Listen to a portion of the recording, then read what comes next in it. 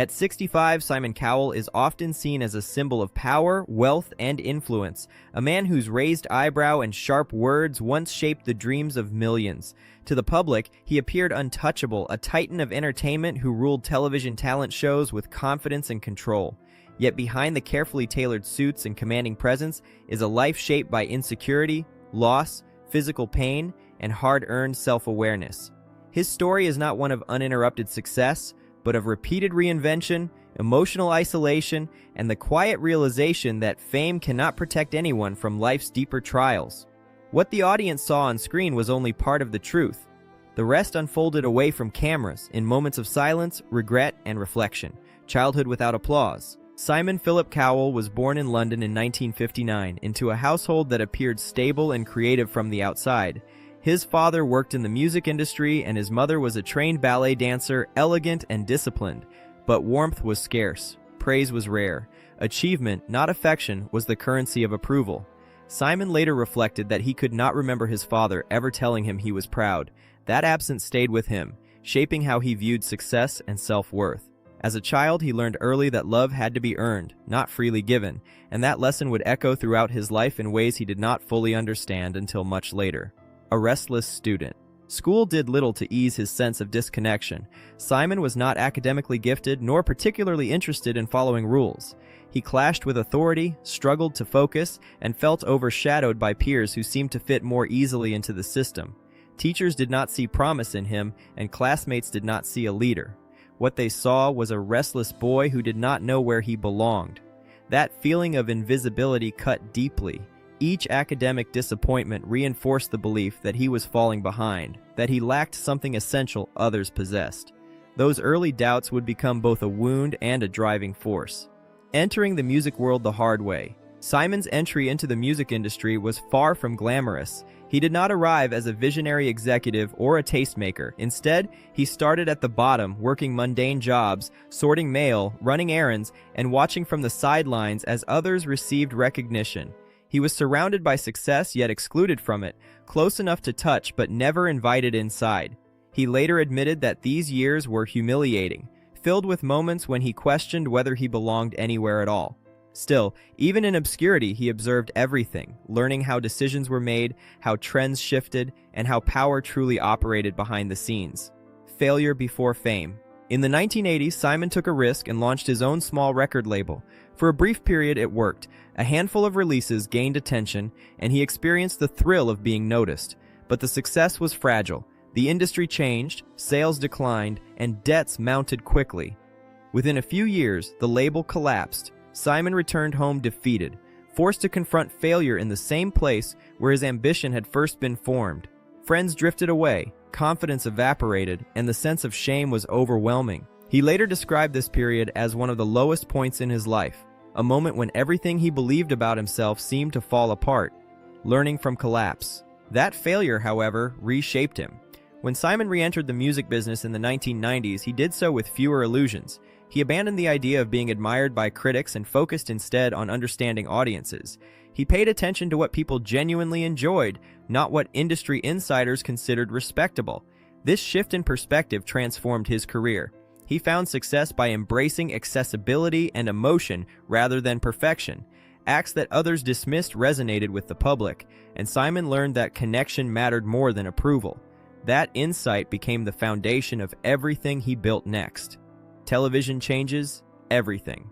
When Simon stepped onto television as a judge, the reaction was immediate and polarizing. His blunt honesty shocked audiences accustomed to polite encouragement, but what some saw as cruelty, others recognized as authenticity. He said what many people thought but rarely heard aloud. That honesty became his trademark. Viewers tuned in not just for performances, but for his reactions. His presence redefined the role of a television judge, turning critique into entertainment. Almost overnight, he became one of the most recognizable figures in global media. Fame and isolation. With success came immense pressure. Simon's schedule became relentless, spanning continents and time zones. The public saw confidence, but privately, exhaustion set in. The applause faded when the cameras turned off, replaced by quiet hotel rooms and long flights. Despite being surrounded by people, he often felt alone. The child who once longed for recognition had achieved it on a massive scale, yet the fulfillment he expected never fully arrived. Fame amplified everything, including loneliness, public scrutiny, and private reckoning. As his visibility increased, so did scrutiny. Every decision was dissected, every misstep magnified. When his personal life became the subject of headlines, the judgment was swift and unforgiving. For someone who had spent years evaluating others, being evaluated so harshly was deeply unsettling. Simon acknowledged his mistakes without deflection, later describing the period as one of profound self-examination. It forced him to confront who he was beyond his public persona and what truly mattered to him. Fatherhood changes the equation. The birth of his son marked a turning point. Fatherhood introduced a sense of responsibility and purpose unlike anything Simon had experienced. His priorities shifted. Work no longer defined his entire identity. Time became more valuable, not as a resource to be maximized, but as something to be shared. He often spoke about how becoming a parent softened him, grounding him in ways success never could. It was not redemption in a dramatic sense, but a quiet reorientation of values. Grief behind closed doors. Loss has been a constant undercurrent in Simon's life. The passing of his parents left a void that fame could not fill. Grief forced him to slow down, to feel emotions he had long suppressed. These moments of vulnerability were not public spectacles, but private reckonings. He learned that strength was not about endurance alone, but about allowing himself to mourn, reflect, and remember. Physical vulnerability. Later in life, physical setbacks forced Simon Cowell to confront something he had spent decades outrunning: his own limits. Accustomed to long hours, relentless schedules, and an almost stubborn refusal to slow down, he suddenly found himself in a position where rest was not optional but necessary. Injuries demanded patience, rehabilitation, and dependence on others, all things that challenged his deeply ingrained sense of control. For a man who had built an empire by pushing forward regardless of exhaustion or doubt, the experience was humbling. Recovery became more than a physical process. It was emotional and psychological, stripping away the illusion of invincibility he had unknowingly carried for years. In learning how fragile the body could be, Simon also learned how precious time truly was. Health was no longer something to assume or postpone. It became central to how he viewed his future, reshaping his understanding of balance, longevity, and self-care. The pressure of appearance. Working for decades in an industry obsessed with youth and image left its mark. Simon Cowell existed under constant scrutiny, not only for his words and decisions, but for how he looked while delivering them. Over time, he openly acknowledged experimenting with cosmetic procedures, initially as a way to maintain confidence under unforgiving studio lights. But as public reactions grew louder and harsher, he found himself facing a painful irony. The man who had spent years evaluating appearances and performances was now being judged with the same unforgiving lens.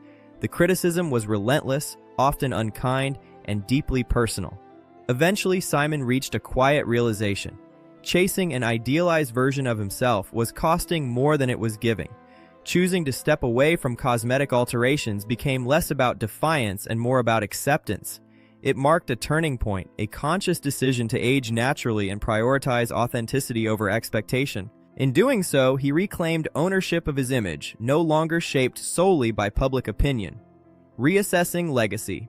As time passed, Simon Cowell began to reflect more deeply on the concept of legacy. Early in his career, success had been measured in numbers, ratings, record sales, global reach. But with age came perspective. The question shifted from how much he could build to what his work truly meant. Legacy, he realized, was not defined only by careers launched or shows created, but by how people felt working alongside him and what values he left behind. Relationships became more important than expansion, honesty more meaningful than applause. He grew increasingly selective, choosing projects that aligned with his evolving priorities rather than chasing scale for its own sake. This period of reassessment did not diminish his ambition, it refined it. His focus turned towards sustainability, mentorship, and the long-term impact of influence used responsibly, a softer authority. Those who work closely with Simon today often describe a noticeable shift in his leadership style. While he remains direct and decisive, there is greater patience in his approach and more willingness to listen. Experience tempered what was once perceived as harshness, replacing it with clarity and purpose. He learned that authority did not need to rely on fear or intimidation to be effective. Guidance could be firm without being cruel, honest without being dismissive. This transformation did not happen overnight. It emerged gradually, shaped by years of reflection, missteps, and the awareness that influence carries responsibility. The man once known for cutting remarks evolved into someone more conscious of how words land and how power is felt by others. Understanding success differently. Simon Cowell's journey reveals a truth often hidden beneath celebrity. Success does not erase insecurity, nor does power shield anyone from pain. His life illustrates that ambition and vulnerability are not opposites, but companions. The drive that fueled his rise was forged not in applause but in moments of rejection, doubt, and failure. Each setback taught him resilience. Each criticism sharpened his perspective. Over time, he came to understand that growth is rarely born from triumph alone. It emerges from discomfort, reflection, and the willingness to confront one's own flaws. Success in this sense became less about dominance and more about understanding of people, of audiences, and ultimately of himself. Where he stands now. At 65, Simon Cowell is no longer defined solely by sharp critiques or chart-topping formats. He is a man shaped by experience, carrying both pride and regret, confidence and humility. His story is not one of dramatic downfall or cinematic redemption, but of adaptation. He learned when to push forward and when to pause, when to speak and when to listen. Life's value, he discovered, lies not only in achievement, but in connection, moments shared, lessons learned, and time spent with those who matter most. This stage of his life reflects a quieter strength, one built not on control, but on clarity. A human legacy. The true legacy of Simon Cowell extends beyond the stars he helped launch or the global franchises he created. It lies in the reminder that even the most confident public figures are human beneath the surface. His life demonstrates that growth is ongoing, that reflection is essential, and that meaning evolves with time.